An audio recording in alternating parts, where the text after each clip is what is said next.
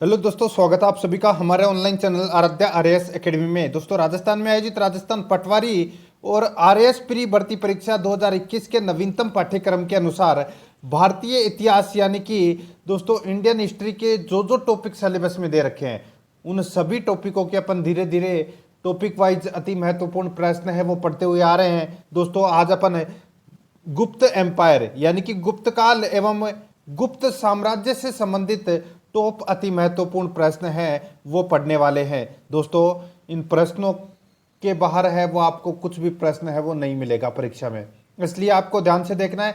और अगर आपने पिछली क्लासें नहीं देखी है तो आप प्लेलिस्ट जरूर चेक कीजिए एक बार, आपको वहाँ पर सारे फोल्डर मिल जाएंगे, तो आप वहाँ पे अलग अलग क्लासें वो देख सकते हैं। आराध्या आरएएस एकेडमी के यूट्यूब चैनल को सब्सक्राइब नहीं किया तो सब्सक्राइब जरूर करें, बेल आइकन को दबाएं, वीडियो को लाइक और अपने दोस्तों के पास में शेयर जरूर करें। तो चलिए दोस्तों, शुरू करते हैं आज की अपनी क्लास।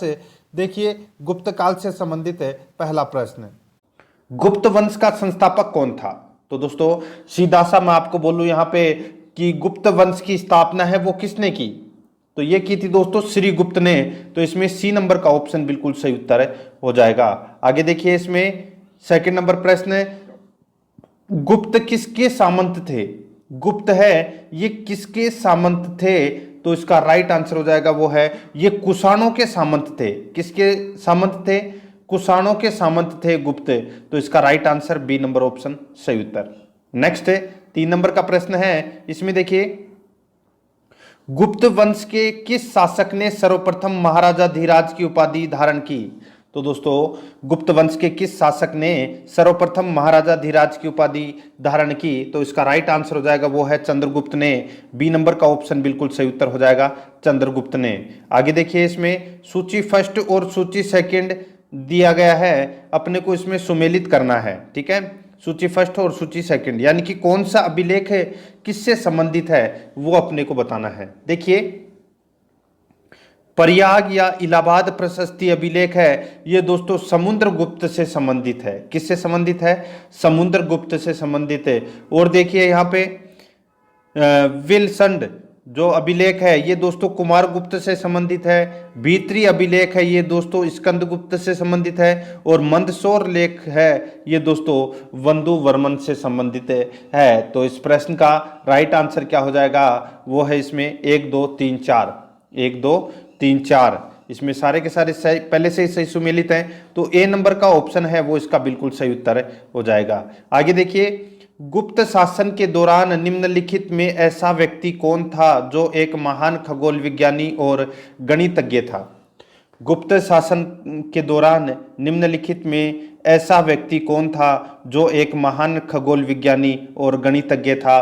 तो इसका बिल्कुल सही उत्तर हो जाएगा वो है दोस्तों आर्यभट्ट। सी नंबर का ऑप्शन बिल्कुल सही उत्तर हो जाएगा आर्यभट्ट।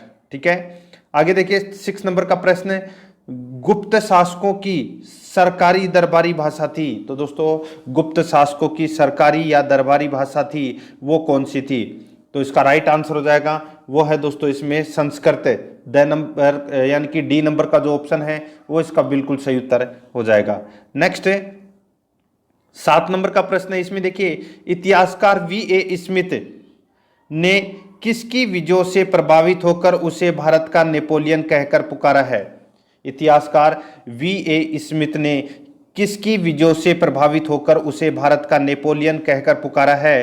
तो इसका राइट आंसर हो जाएगा वो है दोस्तों समुद्रगुप्त को। यानी कि समुद्रगुप्त को दोस्तों क्या कहा गया है? तो ये भारत का नेपोलियन। ठीक है, याद रखना, समुद्रगुप्त गुप्त वंश का एक महान योद्धा और कुशल सेनापति था, इसी कारण इसे भारत का नेपोलियन कहा जाता है। ठीक है, right answer D number option. Next है, गुप्त वंश का वह राजा कौन था जिसने हुनों को भारत पर आक्रमण करने से रोका? गुप्त वंश का वह राजा कौन था जिसने हुनों को भारत पर आक्रमण करने से रोका? तो इसका राइट आंसर क्या हो जाएगा? वो है दोस्तों इसमें स्कंदगुप्त। ठीक है, स्कंदगुप्त इसका राइट आंसर हो जाएगा। ठीक है, याद रखना, बहुत ही अच्छा प्रश्न है। देखिए, जो स्कंदगुप्त है इसने हुनों को रोकने में दोस्तों बहुत ज़्यादा कोशिश की थी। ठीक है, तो आपको इसमें याद रखना है तो कि हुणों को भारत पर आक्रमण करने से रोका था किसने? स्कंदगुप्त ने। तो इसका राइट आंसर सी नंबर का ऑप्शन है वो इसका बिल्कुल सही उत्तर हो जाएगा। ठीक है, आगे देखिए दोस्तों, इसमें 9 नंबर प्रश्न, इसमें देखिए गुप्त राजवंश किस लिए प्रसिद्ध था? तो दोस्तों गुप्त राजवंश है वो किसके लिए प्रसिद्ध था? तो ये प्रसिद्ध था दोस्तों कला एवं स्थापत्य के लिए। कला एवं स्थापत्य के लिए दोस्तों गुप्त राजवंश है ये प्रसिद्ध था। ठीक है, आगे देखिए अजंता कलाकृतियां किससे संबंधित है? अजंता कलाकृतियां किससे संबंधित है? तो दोस्तों ये गुप्त काल से संबंधित है। डी नंबर का ऑप्शन बिल्कुल सही उत्तर हो जाएगा। आगे देखिए 11 नंबर का प्रश्न है, कुछ विद्वानों के अनुसार कवि कालिदास किसके राजकवि थे? कुछ विद्वानों के अनुसार कवि कालिदास किसके राजकवि थे? तो दोस्तों ये किसके राजकवि थे? तो चंद्रगुप्त सेकंड यानी कि विक्रमादित्य के दोस्तों कालिदास है वो राजकवि थे। तो इसका राइट आंसर हो जाएगा इसमें सी नंबर का ऑप्शन बिल्कुल सही उत्तर हो जाएगा। ठीक है, आगे देखिए दोस्तों, इसमें 12 नंबर का प्रश्न है, अजंता चित्रकारी का विषय वस्तु निम्नलिखित में से किससे संबंधित है? तो यहाँ पे आप सभी को पता है कि अजंता की गुफाएं में जो अजंता की जो गुफाएं हैं वो दोस्तों किसके लिए प्रसिद्ध है? कौन से धर्म के लिए? तो इसका राइट आंसर क्या हो जाएगा दोस्तों? सीधा सा है, बौद्ध धर्म के लिए। तो इसमें बी नंबर का ऑप्शन बिल्कुल सही उत्तर हो जाएगा। आगे देखिए इसमें 13 नंबर का प्रश्न है, उत्तर गुप्त युग में जो विश्वविद्यालय प्रसिद्ध हुआ था वह था? उत्तर गुप्त युग में जो विद्यालय यानी कि जो विश्वविद्यालय प्रसिद्ध हुआ था वह था, तो वह कौन सा था? तो इसका राइट आंसर हो जाएगा वो है नालंदा। सी नंबर का ऑप्शन बिल्कुल सही उत्तर हो जाएगा, नालंदा। आगे देखिए एरन अभिलेख का संबंध किस शासक से है? एरन अभिलेख का संबंध किस शासक से है?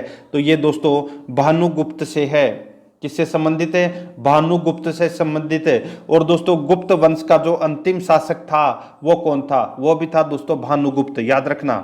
ठीक है, तो इसका राइट आंसर हो जाएगा इसमें डी नंबर का ऑप्शन बिल्कुल सही उत्तर, भानुगुप्त। ठीक है, आगे देखिए फायान किसके शासनकाल में भारत आया था? तो दोस्तों ये तो सभी को पता होना चाहिए, जो फायान है ये दोस्तों चंद्रगुप्त के शासनकाल में आया था। ठीक है, याद रखना, चंद्रगुप्त प्रथम के चंद्रगुप्त सेकंड, प्रथम नहीं, चंद्रगुप्त सेकंड के शासनकाल में आया था, यानी कि चंद्रगुप्त विक्रमादित्य। याद रखना, चंद्रगुप्त विक्रमादित्य के शासनकाल में आया था ये फायान। ठीक है, चंद्रगुप्त प्रथम मत कर देना, सेकंड होगा ये। ठीक है, चंद्रगुप्त द्वितीय के शासनकाल में चीनी यात्री फायान भारत यात्रा पर आया था। ठीक है, तो इसमें डी नंबर ऑप्शन सही उत्तर हो जाएगा। नेक्स्ट है, आगे देखिए भारतीय संस्कृति का स्वर्ण युग था। तो दोस्तों भारतीय संस्कृति का स्वर्ण युग था तो वो कौन सा था? तो वो था दोस्तों गुप्त काल। डी नंबर का ऑप्शन बिल्कुल सही उत्तर हो जाएगा, गुप्त काल। आगे देखिए फायान कहाँ का निवासी था? फायान कहाँ का निवासी था? तो दोस्तों ये चीन का निवासी था फायान। तो इसमें सी नंबर का ऑप्शन बिल्कुल सही उत्तर हो जाएगा, फायान है ये चीन का निवासी था। आगे देखिए सेतुबंध का रचनाकार प्रवरसेन सेकंड किस वंश का शासक था? सेतुबंध का रचनाकार प्रवरसेन सेकंड किस वंश का शासक था? तो दोस्तों कौन से वंश का शासक था? तो ये वाकाटक वंश का शासक था। सी नंबर का ऑप्शन बिल्कुल सही उत्तर हो जाएगा, वाकाटक वंश। ठीक है, आगे देखिए इसमें 19 नंबर प्रश्न है, किस गुप्तकालीन शासक को कविराज कहा गया? तो किस गुप्तकालीन शासक को कविराज कहा गया? तो इसका राइट आंसर हो जाएगा वो है समुद्रगुप्त। समुद्रगुप्त को दोस्तों कविराज कहा गया। सी नंबर का ऑप्शन बिल्कुल सही उत्तर हो जाएगा। आगे देखिए स्कंदगुप्त को किस स्तंभ लेख में सक्रोपम कहा गया?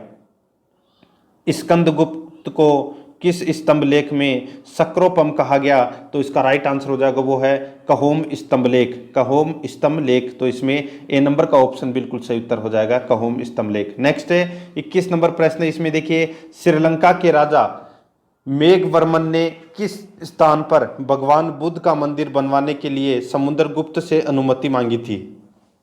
श्रीलंका के राजा मेघवर्मन ने किस स्थान पर भगवान बुद्ध का मंदिर बनवाने के लिए समुद्रगुप्त से अनुमति मांगी थी? तो इसका राइट आंसर क्या हो जाएगा? बहुत ही अच्छा प्रश्न है ये, और इस प्रश्न का उत्तर क्या होगा? देखिए दोस्तों 4 ऑप्शन आपके सामने दिए गए हैं। तो वो है दोस्तों बोध गया में, ठीक है, बोध गया में। तो इसका right answer B number option सही उत्तर हो जाएगा। आगे देखिए 22 नंबर प्रश्न है, मंदिर निर्माण कला का जन्म सर्वप्रथम कब हुआ? तो मंदिर निर्माण कला का जन्म है वो सर्वप्रथम कब हुआ? तो ये हुआ था दोस्तों गुप्त काल में। बी नंबर का ऑप्शन बिल्कुल सही उत्तर हो जाएगा। आगे देखिए इसमें 3 नंबर का प्रश्न यानी 23 नंबर का प्रश्न, चंद्रगुप्त सेकंड ने विक्रमादित्य की उपाधि कब धारण की? चंद्रगुप्त सेकंड ने विक्रमादित्य की उपाधि है ये कब धारण की? तो इसका राइट आंसर क्या हो जाएगा दोस्तों? तो इसका बिल्कुल सही उत्तर हो जाएगा वो है दोस्तों, देखिए शकों का उन्मूलन करने के बाद में, शकों का उन्मूलन करने के बाद में दोस्तों विक्रमादित्य की उपाधि धारण की थी चंद्रगुप्त सेकंड ने। तो इसमें ए नंबर का ऑप्शन बिल्कुल सही उत्तर हो जाएगा। 24 नंबर प्रश्न है, गुप्त काल के सर्वाधिक लोकप्रिय देवता कौन थे? तो गुप्त काल के सर्वाधिक लोकप्रिय देवता कौन थे? तो वो थे दोस्तों विष्णु। बी नंबर का ऑप्शन बिल्कुल सही उत्तर हो जाएगा विष्णु। आगे देखिए, चंद्रगुप्त सेकंड ने अपनी किस विजय की खुशी में चांदी के विशेष सिक्के जारी किए? चंद्रगुप्त सेकंड ने अपनी किस विजय की खुशी में चांदी के सिक्के जारी किए? तो इसका राइट आंसर हो जाएगा वो है दोस्तों इसमें किस खुशी में? तो इसका बिल्कुल सही उत्तर हो जाएगा वो है दोस्तों शकों को पराजित करने के बाद में। शकों को पराजित करने के बाद में दोस्तों चांदी के सिक्के चलाए थे दोस्तों किसने? चंद्रगुप्त द्वितीय ने, ठीक है। तो इसका राइट आंसर सी नंबर का ऑप्शन बिल्कुल सही उत्तर हो जाएगा। आगे देखिए इसमें, मेहरौली दिल्ली स्थित लोह स्तंभ का निर्माण किस सदी में हुआ था? तो दोस्तों लोह स्तंभ का निर्माण है वो कौन सी सदी में हुआ था? तो ये हुआ था दोस्तों चौथी सदी में। तो इसमें यानी कि चतुर्थ सदी में। तो इसका ए नंबर का ऑप्शन बिल्कुल सही उत्तर हो जाएगा, ठीक है। आगे देखिए दोस्तों इसमें, फायान और हेनसान ने के राज्यों को देखा? तो दोस्तों फायान और हेनसान ने किसके राज्यों को देखा? देखिए फायान आया था चंद्रगुप्त विक्रमादित्य के समय, और दोस्तों हेनसान आया था वो है हर्षवर्धन के समय, ठीक है। तो अपना इसमें डी नंबर का ऑप्शन बिल्कुल सही उत्तर हो जाएगा। देखिए है से है आप याद रख लेना, हर्षवर्धन में है आता है और हेनसान में भी है आता है, ठीक है। तो है से है यानी कि हेनसान आया था हर्षवर्धन के टाइम में, और चंद्रगुप्त विक्रमादित्य के समय आया था फायान, ठीक है। ये दोनों चीनी यात्री थे, हेनसान और फायान। आगे देखिए, धनवंतरी थे। तो दोस्तों धनवंतरी है वो कौन थे? तो इसका राइट आंसर हो जाएगा ये है चंद्रगुप्त विक्रमादित्य के राज दरबार के नवरत्न में से एक, जो कि प्रसिद्ध चिकित्सक थे। धनवंतरी थे तो दोस्तों चंद्रगुप्त विक्रमादित्य के दरबार के नवरत्न में से एक जो प्रसिद्ध चिकित्सक थे। तो इसका राइट आंसर हो जाएगा वो है इसमें बी नंबर का ऑप्शन बिल्कुल सही उत्तर हो जाएगा। देखिए इनके दरबार में 9 रत्न थे, कौन कौन से थे तो मैं आपको नाम बता रहा हूँ, ध्यान रखना। कालिदास, धन्वंतरी, सणपक, ठीक है, सपनक, अमर सिंह, शंकु, बेताल, ठीक है, और घटक पर, वराहमीर और वररुचि। ये टोटल 9 रत्न थे दोस्तों चंद्रगुप्त सेकंड के दरबार में। तो इसमें धन्वंतरी आता है, तो बी नंबर ऑप्शन बिल्कुल सही उत्तर। आगे देखिए, गुप्तकालीन शासन प्रणाली किस प्रकार की थी? तो किस प्रकार की थी? तो ये थी दोस्तों राजतंत्रात्मक। ए नंबर का ऑप्शन बिल्कुल सही उत्तर हो जाएगा, राजतंत्रात्मक। नेक्स्ट है, फायान द्वारा रचित ग्रंथ फो कुओ की में निम्न में से किसका विवरण नहीं मिलता? तो दोस्तों निम्न में से किसका विवरण नहीं मिलता? यहां पे ग्रंथ का नाम बताया है फो कुओ की, ठीक है। तो इसमें किसका विवरण नहीं मिलता? तो वो है बौद्ध धर्म के सिद्धांतों का दोस्तों इसमें विवरण है वो नहीं मिलता। तो इसमें ए नंबर ऑप्शन बिल्कुल सही उत्तर हो जाएगा। बाकी गौतम बुद्ध के उपदेशों का, बौद्ध राज्यों का और बौद्ध मंदिरों, स्तूपों, विहारों का, इन तीनों का दोस्तों वर्णन मिलता है, लेकिन बौद्ध धर्म के सिद्धांतों का विवरण नहीं मिलता। ए नंबर ऑप्शन बिल्कुल सही उत्तर। नेक्स्ट है, गुप्त स्थापत्य कला का सर्वोत्कृष्ट मंदिर निम्न में से कौन है? गुप्त स्थापत्य कला का सर्वोत्कृष्ट मंदिर निम्न में से कौन है? तो इसका राइट आंसर हो जाएगा वो है दोस्तों कौन है? तो वो है दोस्तों देवगढ़ का दशावतार मंदिर, देवगढ़ का दशावतार मंदिर, बी नंबर का ऑप्शन बिल्कुल सही उत्तर हो जाएगा। आगे देखिए, अजंता की गुफाओं में किन गुफाओं का निर्माण गुप्त काल में हुआ? अजंता की गुफाओं में किन गुफाओं का निर्माण गुप्त काल में हुआ? तो इसका राइट आंसर हो जाएगा वो है दोस्तों 16, 17 और 19। 16 यानी कि गुफा नंबर 16, 17 और 19 इन तीनों का निर्माण है। ठीक है, ये दोस्तों गुप्त काल में हुआ था इन तीनों का निर्माण। ठीक है, और अजंता की 16 और 17 गुफा के चित्र एवं बाग इस युग की चित्रकला के सर्वोत्तम उदाहरण है किसकी? तो गुप्त काल के। ठीक है, याद रखना। तो इसका right answer C number option सही उत्तर। आगे देखिए, अमरकोश के लेखक अमर सिंह किस शासक के दरबार से जुड़े थे? तो दोस्तों किस शासक के दरबार से जुड़े थे? तो ये जुड़े थे दोस्तों चंद्रगुप्त सेकंड के। ठीक है, चंद्रगुप्त सेकंड के दरबार से जुड़े थे दोस्तों ये अमर सिंह। ठीक है, तो इसका right answer D number option सही उत्तर। नेक्स्ट है, गुप्त संवत 319 से 320 ईस्वी को प्रारंभ करने का श्रेय किसे दिया जाता है? तो ये दिया जाता है दोस्तों किसे? तो चंद्रगुप्त प्रथम को। चंद्रगुप्त प्रथम को दोस्तों गुप्त संवत प्रारंभ करने का श्रेय दिया जाता है। तो इसका राइट आंसर हो जाएगा ए नंबर का ऑप्शन बिल्कुल सही उत्तर हो जाएगा। ठीक है, आगे देखिए, इसमें चंद्रगुप्त प्रथम ने गुप्त संवत का प्रारंभ किस उपलक्ष्य में किया था?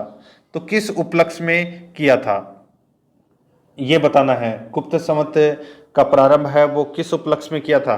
तो ये किया था दोस्तों अपने राज्यारोहण के स्मारक के रूप में, अपने राज्यारोहण के स्मारक के रूप में दोस्तों 319 ईस्वी में गुप्त संवत है वो प्रारंभ किया था चंद्रगुप्त ने।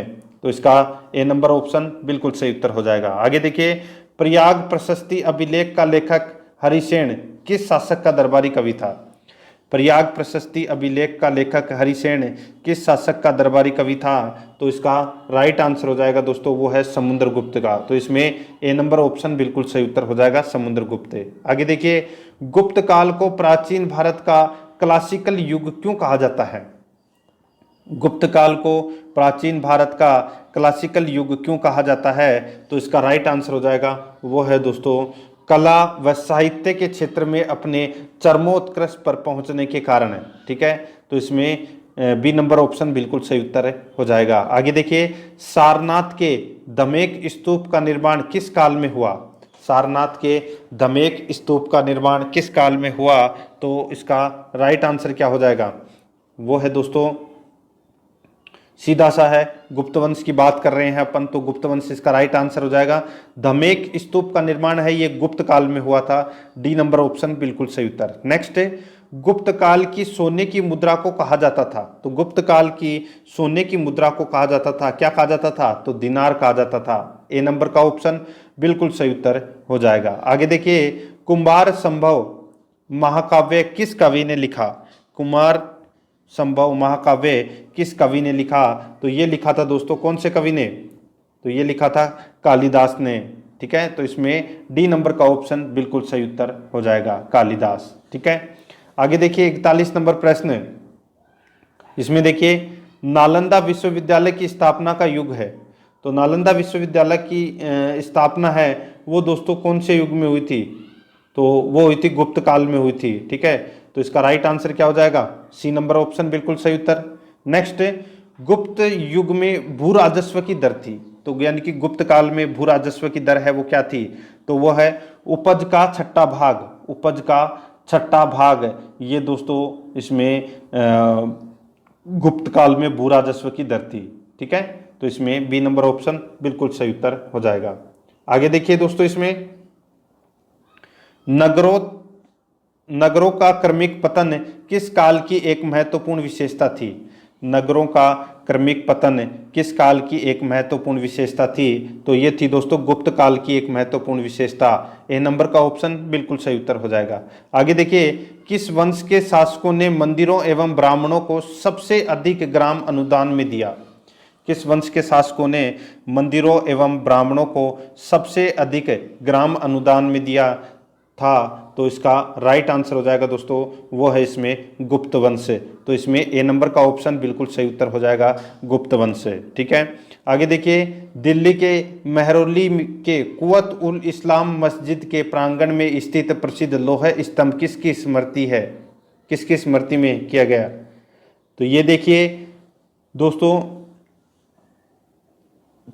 दिल्ली के मेहरौली के कुवत उल इस्लाम की मस्जिद के प्रांगण में स्थित प्रसिद्ध लोह स्तंभ है, वो किसकी स्मृति में बनाया गया? तो इसका राइट आंसर क्या हो जाएगा दोस्तों, बताइए। 4 ऑप्शन आपके सामने हैं। तो इसका बिल्कुल सही उत्तर हो जाएगा दोस्तों, वो है चंद्रगुप्त। ठीक है, तो इसका राइट आंसर हो जाएगा इसमें चंद्रगुप्त। ठीक है, बी नंबर ऑप्शन बिल्कुल सही उत्तर। नेक्स्ट है, कालिदास द्वारा रचित मालविका अग्निमित्र नाटक का नायक था। कालिदास द्वारा रचित मालविका अग्निमित्र नाटक का रचयिता था, तो कौन था? तो इसका राइट आंसर हो जाएगा वो है दोस्तों इसमें अग्निमित्र। ठीक है, तो इसमें सी नंबर का ऑप्शन बिल्कुल सही उत्तर हो जाएगा। ठीक है, याद रखना, कालिदास द्वारा रचित मालविका अग्निमित्र नाटक का नायक कौन था? तो वो था अग्निमित्र। सी नंबर ऑप्शन बिल्कुल सही उत्तर हो जाएगा। आगे देखिए, चंद्रगुप्त की सैनिक उपलब्धियों का वर्णन उसके किस अभिलेख में उपलब्ध है? समुद्रगुप्त की सैनिक उपलब्धियों का वर्णन उसके किस अभिलेख में उपलब्ध है? तो इसका राइट आंसर हो जाएगा वो है दोस्तों प्रयाग के अभिलेख में। ठीक है, प्रयाग के अभिलेख में। तो इसमें डी नंबर ऑप्शन बिल्कुल सही उत्तर हो जाएगा। आगे देखिए, इसमें निम्न में से किस काल में स्त्रियों की पुरुषों से बराबरी थी? तो किस काल में स्त्रियों की पुरुषों से बराबरी थी? तो इसका राइट आंसर हो जाएगा वो है गुप्त काल में। ठीक है, गुप्त काल में स्त्रियों की पुरुषों से बराबरी थी, तो इसका ए नंबर ऑप्शन बिल्कुल सही उत्तर हो जाएगा। आगे देखिए, कौन सा राजवंश हूणों के आक्रमण से अत्यंत विचलित हुआ? कौन सा राजवंश हूणों के आक्रमण से अत्यंत विचलित हुआ? तो ये इसका राइट आंसर हो जाएगा वो है गुप्त।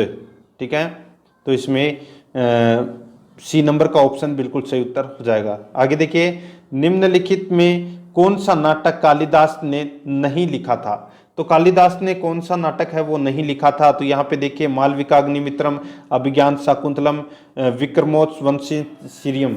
ठीक है, तो ये जो तीनों नाटक हैं ये तो दोस्तों कालिदास के द्वारा लिखे गए थे, लेकिन चौथा नंबर का जानकी हरण ये कालिदास द्वारा रचित नहीं है, तो अपना डी नंबर ऑप्शन बिल्कुल सही उत्तर हो जाएगा। आगे देखिए, अजंता गुफाओं के सरीखी जैसी गुफाएं मध्य प्रदेश में कहाँ है? अजंता गुफाओं के सरीखी जैसी गुफाएं मध्य प्रदेश में कहाँ है? तो दोस्तों कहाँ पर है मध्य प्रदेश में? तो ये है दोस्तों धार में, बाग धार में। तो इसमें राइट आंसर ए नंबर का ऑप्शन सही उत्तर धार जिले में। आगे देखिए, गुप्त वंश ने अवधि में शासन किया। तो दोस्तों गुप्त वंश ने कौन सी अवधि से कौन सी अवधि तक शासन किया? तो इसका राइट आंसर हो जाएगा वो है इसमें 319 से 500 ईस्वी तक। 319 ईस्वी से 500 ईस्वी तक दोस्तों शासन किया था गुप्त वंश ने। ठीक है, तो इसका राइट आंसर इसमें ए नंबर का ऑप्शन बिल्कुल सही उत्तर हो जाएगा। आगे देखिए, बाल विवाह की प्रथा आरंभ हुई। तो दोस्तों बाल विवाह की प्रथा है यह आरंभ हुई थी किस काल में? तो दोस्तों गुप्त काल में हुई थी। ठीक है, तो इसका राइट आंसर गुप्त काल में बाल विवाह की प्रथा आरंभ हुई थी। नेक्स्ट है, सोने के सर्वाधिक सिक्के किस काल में जारी किए गए? तो सोने के सर्वाधिक सिक्के किस काल में जारी किए गए?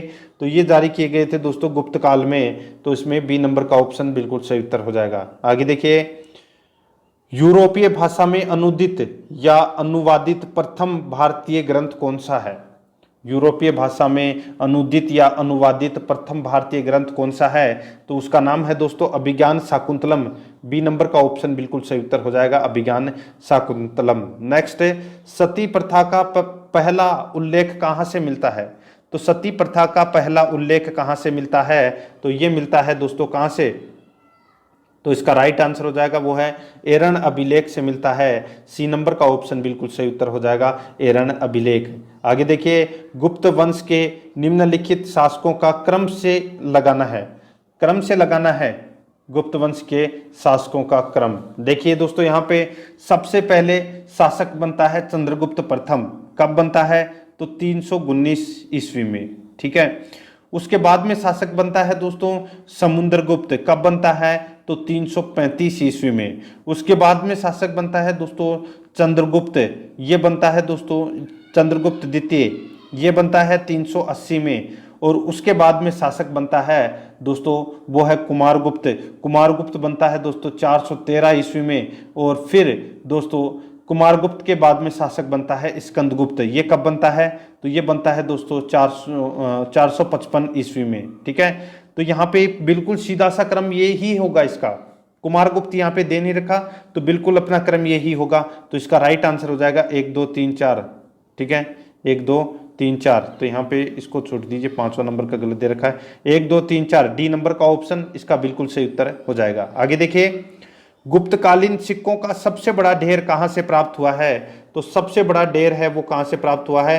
तो ये बयाना भरतपुर से हुआ है। कहाँ से हुआ है? बयाना भरतपुर से गुप्तकालीन सिक्कों का सबसे बड़ा ढेर प्राप्त हुआ है। ए नंबर ऑप्शन बिल्कुल सही उत्तर हो जाएगा। आगे देखिए, किस गुप्त शासक को नालंदा विश्वविद्यालय का संस्थापक माना जाता है? तो किस गुप्त शासक को नालंदा विश्वविद्यालय का संस्थापक माना जाता है? तो देखिए इसका राइट आंसर हो जाएगा कुमारगुप्त प्रथम। ठीक है, कुमारगुप्त प्रथम इसका राइट आंसर हो जाएगा। कुमारगुप्त प्रथम ने ही दोस्तों नालंदा विश्वविद्यालय की स्थापना की थी। तो इसका right answer A number option बिल्कुल सही उत्तर। नेक्स्ट है, यहाँ पे देखिए कथन ए और कथन आर दे रखा है। अपने को बताना है कि कौन सा इसमें सही है। देखिए, प्राचीन भारत में सामंती व्यवस्था का अभ्युदय सैनिक अभियानों में देखा जा सकता है। बिल्कुल सही बात है। आगे देखिए, गुप्त काल में सामंती व्यवस्था का पर्याप्त विस्तार हुआ था। ये भी दोस्तों इसमें बिल्कुल सही है। यानी कि दोनों सही है, लेकिन दोस्तों एक की यानी कि आर है वो एक की सही व्याख्या है वो नहीं करता। दोनों कथन इसमें बिल्कुल सही है। तो इसमें बी नंबर का ऑप्शन बिल्कुल सही उत्तर हो जाएगा। आगे देखिए, गुप्त काल में उत्तर भारतीय व्यापार निम्नलिखित किस एक पतन से संचालित होता है था? गुप्त काल में उत्तर भारतीय व्यापार निम्नलिखित किस एक पतन से संचालित होता था? तो इसका राइट आंसर हो जाएगा दोस्तों वो है इसमें, देखिए 4 ऑप्शन आपके सामने दिए गए हैं। तो इसका बिल्कुल सही उत्तर है वो है दोस्तों ताम्रलिप्ति। ठीक है, ए नंबर का ऑप्शन बिल्कुल सही उत्तर हो जाएगा। आगे देखिए, गुप्त शासकों द्वारा जारी किए गए चांदी के सिक्के कहलाते थे। तो चांदी के सिक्के दोस्तों क्या कहलाते थे? तो रूपक कहलाते थे चांदी के सिक्के। ए नंबर ऑप्शन बिल्कुल सही उत्तर हो जाएगा। आगे देखिए, सूची फर्स्ट और सूची सेकंड दी गई है, सुमेलित करना है। सूची फर्स्ट में दोस्तों यहाँ पे देखिए विद्वान दे रखे हैं और सूची सेकंड में कौन किससे संबंधित था, यानी कि इनके जैसे कौन किससे संबंधित है। ठीक है, किसने किसकी रचना की थी वो बताना है। देखिए, विशाख दत्त है, ये दोस्तों नाटक लिखते थे। वराहमिहिर है, ये दोस्तों खगोल विज्ञान शास्त्री थे। चरक है, ये दोस्तों चिकित्सा से संबंधित थे। और ब्रह्मगुप्त है, ये दोस्तों गणित से संबंधित थे। समझ में आ गया? 2 3 1 4 इसका राइट आंसर हो जाएगा। 2 3 1 4 यानी कि सी नंबर का ऑप्शन बिल्कुल सही उत्तर हो जाएगा। आगे देखिए, चंद्रगुप्त सेकंड के काल में विद्या, कला व साहित्य का महान केंद्र कौन सा था? चंद्रगुप्त सेकंड के काल में विद्या, कला व साहित्य का महान केंद्र कौन सा था? तो इसका राइट आंसर हो जाएगा वो है दोस्तों इसमें उज्जैन। सी नंबर का ऑप्शन बिल्कुल सही उत्तर हो जाएगा उज्जैन। ठीक है, आगे देखिए, कालिदास की किस कृति की गिनती विश्व की 100 प्रसिद्ध साहित्यिक कृतियों में होती है? कालिदास की किस कृति की गिनती विश्व की 100 प्रसिद्ध साहित्यिक कृतियों में होती है? तो इसका राइट आंसर हो जाएगा वो है दोस्तों इसमें, वो कृति कौन सी है कालिदास की? तो वो है अभिज्ञान शाकुंतलम। तो इसमें सी नंबर ऑप्शन सही उत्तर हो जाएगा। आगे देखिए, वर्तमान गणित में दशमलव प्रणाली आविष्कार का श्रेय निम्न में से किस युग को है? वर्तमान गणित में दशमलव प्रणाली आविष्कार का श्रेय निम्न में से किस युग को है? तो इसका राइट आंसर हो जाएगा वो है दोस्तों कौन से युग को? तो वो है गुप्त युग को। बी नंबर का ऑप्शन बिल्कुल सही उत्तर हो जाएगा। आगे देखिए, निम्न में से कौन सा गुप्त वंश के पतन का कारण नहीं था? तो गुप्त वंश के पतन का कारण है वो कौन सा नहीं था? तो इसका राइट आंसर हो जाएगा वो है दोस्तों इसमें देखिए सत्ता के नियंत्रण के लिए आंतरिक कलह। ये बिल्कुल नहीं था दोस्तों। गुप्त वंश में सबसे बड़ी खासियत यही थी कि गुप्त वंश के पतन का ये कारण नहीं था कि सत्ता के नियंत्रण के लिए आंतरिक कलह हुआ हो, ठीक है। बाकी तीनों कारण थे गुप्त वंश के पतन के। स्कंदगुप्त के बाद केंद्र की शक्तियों का दुर्बल होना, हुणों का आक्रमण, प्रांतीय शासकों का विद्रोह, ठीक है। ये तीनों इसका बिल्कुल सही कारण है, लेकिन डी नंबर का ऑप्शन इसका बिल्कुल सही उत्तर हो जाएगा। आगे देखिए निम्नलिखित में यहाँ पे देखिए निम्नलिखित में से यानी कि निम्नलिखित में किस गुप्त शासक ने अपने सिक्कों पर अपने को वीणा बजाते हुए आकृति में अंकित करवाया? तो दोस्तों सीधा सा है, ये सिर्फ वो ही हो सकता है जो संगीत प्रेमी हो। समुद्रगुप्त है वो संगीत प्रेमी था तथा उसे उसके सिक्कों पर वीणा बजाते हुए दिखाया गया है, ठीक है। और समुद्रगुप्त ने कवराज नाम से कई कविताएं भी लिखी थी। तो यहाँ पे समुद्रगुप्त इसका right answer B number option बिल्कुल सही उत्तर हो जाएगा। आगे देखिए दोस्तों इसमें 69 नंबर प्रश्न है, वह प्रथम भारतीय विद्वान कौन था जिसने गणित को एक पृथक विषय के रूप में स्थापित किया? वह प्रथम भारतीय विद्वान कौन था जिसने गणित को एक पृथक विषय के रूप में स्थापित किया? तो इसका राइट आंसर हो जाएगा वो है आर्यभट्ट। ये नंबर का ऑप्शन बिल्कुल सही उत्तर हो जाएगा आर्यभट्ट। आगे देखिए गुप्तकालीन पुस्तक नवनीतकम का संबंध है। गुप्तकालीन पुस्तक नवनीतकम का संबंध है तो वो किससे है? तो वो है दोस्तों इसमें किससे? चिकित्सा से संबंधित है। इसमें सी नंबर का ऑप्शन बिल्कुल सही उत्तर हो जाएगा। आगे देखिए तांबा का सिक्का जारी करने वाला पहला गुप्त शासक कौन था? तांबा का सिक्का जारी करने वाला पहला गुप्त शासक कौन था? तो वो था दोस्तों रामगुप्त, ठीक है। तो इसमें सी नंबर का ऑप्शन बिल्कुल सही उत्तर हो जाएगा। आगे देखिए दोस्तों इसमें सूची फर्स्ट और सूची सेकंड दिया गया है, सुमेलित करना है। सूची फर्स्ट में शासक और सूची सेकंड में अभिलेख दे रखे हैं, ठीक है। देखिए कौन से शासक से संबंधित कौन सा अभिलेख है वो बताना है। यहाँ पे देखिए समुद्रगुप्त, तो यहाँ पे समुद्रगुप्त से संबंधित प्रयाग प्रशस्ति बिल्कुल सही है। चंद्रगुप्त सेकंड से संबंधित मैरोली का लोह स्तंभ लेख ये भी सही है। स्कंदगुप्त का दोस्तों भीतरी स्तंभ लेख, और बुद्धगुप्त का दोस्तों इसमें पहाड़पुर ताम्रपत्र, ठीक है। तो ये सारे के सारे इसमें पहले से ही सही सुमेलित किए गए हैं। इस प्रश्न का राइट आंसर हो जाएगा 1 2 3 4, ठीक है। 1 2 3 4 यानी कि ए नंबर का ऑप्शन बिल्कुल सही उत्तर हो जाएगा। आगे देखिए सूची फर्स्ट और सूची सेकंड दे रखा है। सूची फर्स्ट में मुद्रा के प्रकार हैं और सूची सेकंड में शासक है, यानी कि कौन सी मुद्रा का प्रकार कौन से शासक के समय चला था वो अपने को बताना है। देखिए वीणा वादक, मैंने अभी आपको बताया था कि दोस्तों वीणा बजाते हुए दिखाया गया है सिक्कों पर। किसको? समुद्रगुप्त को। किसने चलाए थे वीणा वादक सिक्के? तो ये समुद्रगुप्त ने, ठीक है। और देखिए कुमार देवी प्रकार का जो सिक्का है ये दोस्तों चंद्रगुप्त प्रथम ने चलाया था। चक्र विक्रम प्रकार का सिक्का है। चक्र विक्रम प्रकार का जो सिक्का है ये दोस्तों चंद्रगुप्त सेकंड ने चलाया था। और कार्तिकेय प्रकार का जो सिक्का है ये दोस्तों कुमारगुप्त प्रथम ने चलाया था, ठीक है। तो इसमें इस प्रश्न का राइट आंसर हो जाएगा 1 2 3 4, क्योंकि इसमें सारे ही सही सुमेलित है। ए नंबर का ऑप्शन बिल्कुल सही उत्तर हो जाएगा। आगे देखिए सूची फर्स्ट में शासक और सूची सेकंड में उपाधि है, यानी कि किसकी क्या उपाधि है वो दोस्तों अपने को इसमें बताना है। देखिए चंद्रगुप्त प्रथम की दोस्तों उपाधि है महाराजा धीराज की। चंद्रगुप्त प्रथम की उपाधि है महाराजा धीराज की। और समुद्रगुप्त की उपाधि है दोस्तों अश्वमेघ पराक्रम। और चंद्रगुप्त सेकंड की उपाधि है दोस्तों परम भागवत। और स्कंदगुप्त की दोस्तों उपाधि है सक्रोपम, ठीक है, याद रखना है सक्रोपम। तो इसका राइट आंसर हो जाएगा इसमें, देखिए इस प्रश्न का राइट आंसर है 1 2 3 4, 1 2 3 4 इसका बिल्कुल सही उत्तर हो जाएगा, ठीक है। तो इसका बिल्कुल सही उत्तर हो जाएगा, कहाँ पर है 1 2 3 4, डी नंबर का ऑप्शन बिल्कुल सही उत्तर। नेक्स्ट है आगे देखिए सूची फर्स्ट में शासक है और सूची सेकंड में पत्नी है, यानी कि कौन से शासक की पत्नी कौन थी वो अपने को बताना है। देखिए दोस्तों चंद्रगुप्त प्रथम, दोस्तों चंद्रगुप्त प्रथम ने लिच्छवी राजकुमारी कुमार देवी के साथ में विवाह किया था। ठीक है। तो कुमार देवी चंद्रगुप्त प्रथम की पत्नी थी, ठीक है। अब यहाँ पे देखिए रामगुप्त, रामगुप्त की पत्नी थी दोस्तों ध्रुवा देवी, ध्रुव देवी, ठीक है। और दोस्तों चंद्रगुप्त यहाँ पे देखिए सॉरी समुद्रगुप्त, समुद्रगुप्त की जो पत्नी का नाम था वो था दोस्तों क्या, तो वो है दत्ता देवी। कौन थी? दत्ता देवी। ये दोस्तों समुद्रगुप्त की पत्नी का नाम था। और दोस्तों यहाँ पे रुद्रसेन सेकंड, रुद्रसेन सेकंड,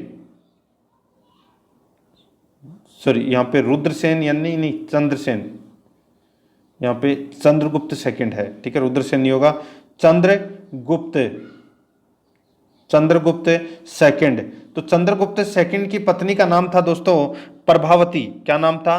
प्रभावती, ठीक है। और दोस्तों प्रभावती, सॉरी देखिए अपने इसमें सही है, रुद्रसेन इसका बिल्कुल सही है। देखिए दोस्तों इसमें एक चीज, रुद्रसेन सेकंड, ठीक है, रुद्रसेन सेकंड की पत्नी का नाम था प्रभावती, बिल्कुल सही बात है। ये जो प्रभावती है ये दोस्तों चंद्रगुप्त सेकंड की पुत्री थी, यानी कि चंद्रगुप्त सेकंड ने अपनी पुत्री प्रभावती का विवाह वाकाटक शासक रुद्रसेन सेकंड के साथ में किया था, ठीक है। समझ में आ गया? इसका राइट आंसर क्या हो जाएगा? 1 2 3 4, यानी कि ए नंबर का ऑप्शन बिल्कुल सही उत्तर हो जाएगा। आगे देखिए, किस गुप्त शासक ने दक्षिणापथ में स्थित 12 राज्यों पर धर्म विजय की? किस गुप्त शासक ने दक्षिणापथ में स्थित 12 राज्यों पर धर्म विजय की? तो इसका राइट आंसर हो जाएगा वो है दोस्तों समुद्रगुप्त ने। तो इसमें बी नंबर का ऑप्शन बिल्कुल सही उत्तर हो जाएगा। आगे देखिए दोस्तों इसमें 77 नंबर प्रश्न है, सर्व राजोचेता यानी कि सभी राजाओं को उखाड़ फेंकने वाला की उपाधि किसने धारण की?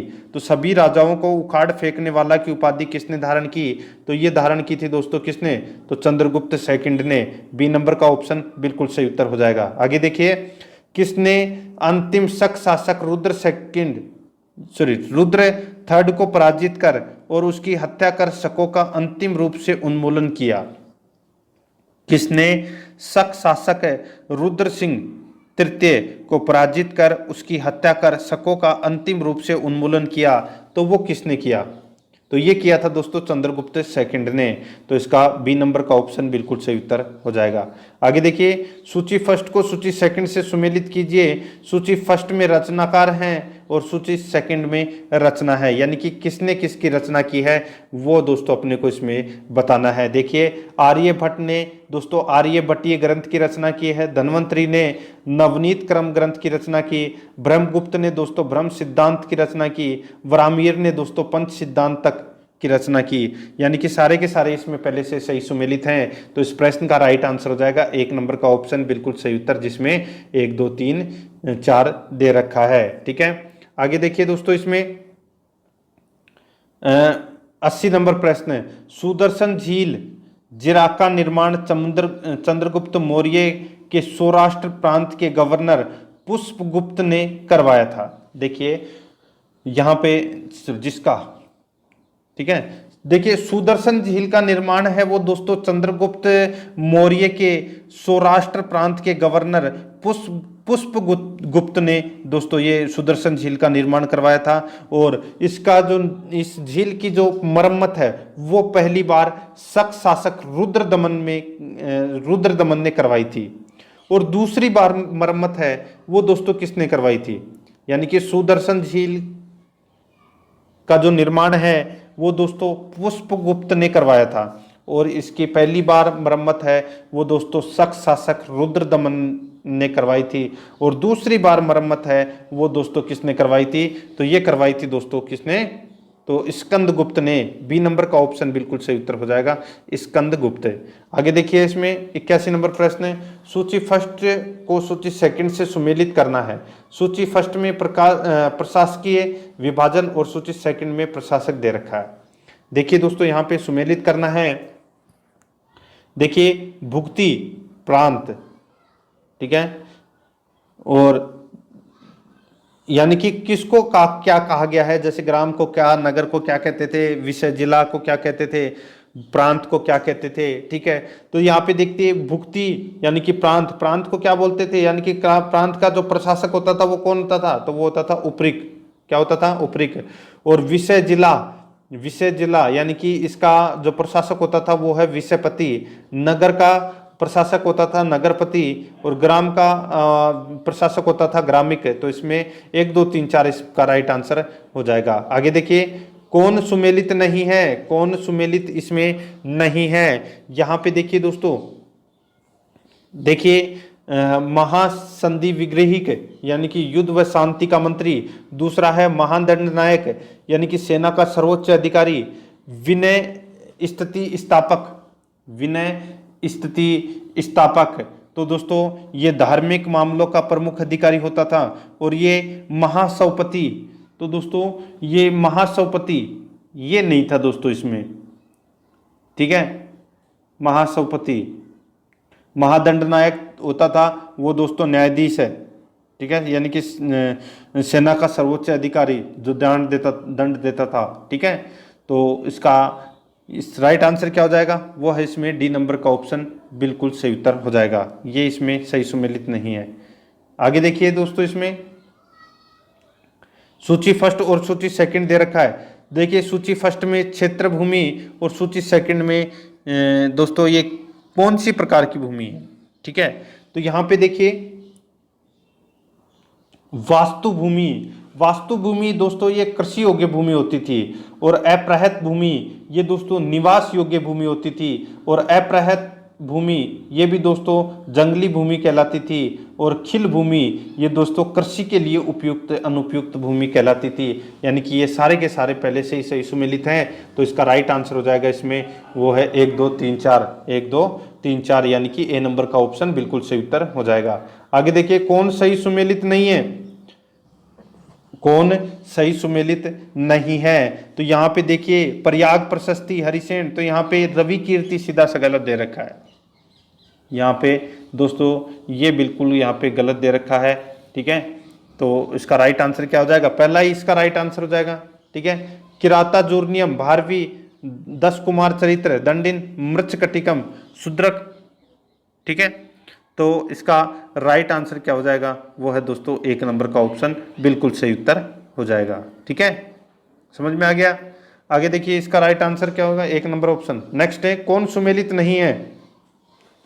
यहां पे देखिए कौन सुमेलित नहीं है, तो देखिए वाग्भट, अष्टांग हृदय, कामदंक, नीतिसार, विशाखदत्त, मुद्रा राक्षस, और यहाँ पे भर्तरी दे रखा है मेघदूतम। अब दोस्तों सीधा सा है, देखिए मेघदूत है ये किसकी रचना है, तो ये दोस्तों कालिदास की रचना है।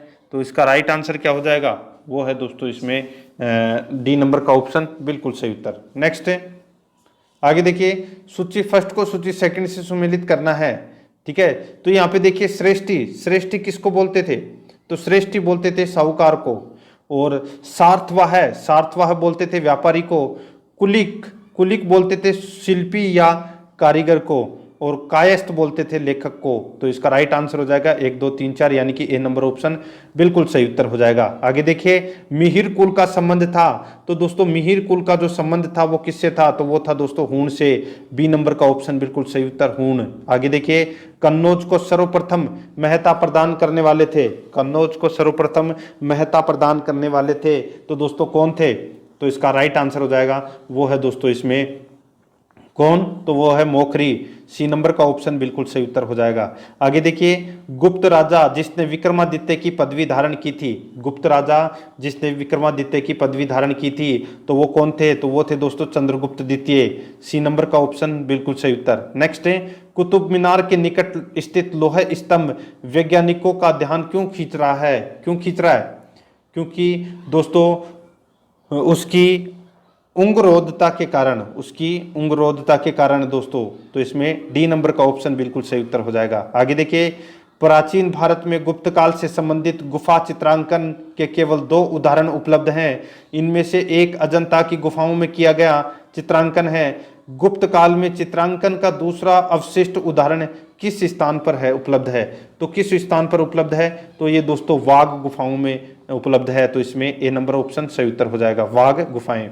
आगे देखिए पुंडवर्धन भुगती प्रांत अवस्थित थी, तो दोस्तों यहाँ पे देखिए पुंड वर्धन भुक्ति प्रांत अवस्थित थी, तो ये दोस्तों उत्तर बंगाल में, ए नंबर का ऑप्शन बिल्कुल सही उत्तर हो जाएगा। आगे देखिए परम भागवत उपाधि धारण करने वाला प्रथम गुप्त शासक था, तो परम भागवत की उपाधि धारण किसने की थी, तो ये की थी दोस्तों समुद्र गुप्त ने, बी नंबर का ऑप्शन बिल्कुल सही उत्तर हो जाएगा। तो दोस्तों प्रश्न आपको कैसे लगे कमेंट में जरूर बताएं, और आराध्या आरएस एकेडमी के यूट्यूब चैनल को सब्सक्राइब नहीं किया तो सब्सक्राइब जरूर करें, बेल आइकन को दबाएं, वीडियो को लाइक और अपने दोस्तों के पास में शेयर जरूर करें। मिलते हैं दोस्तों नेक्स्ट वीडियो में। जय हिंद, जय भारत।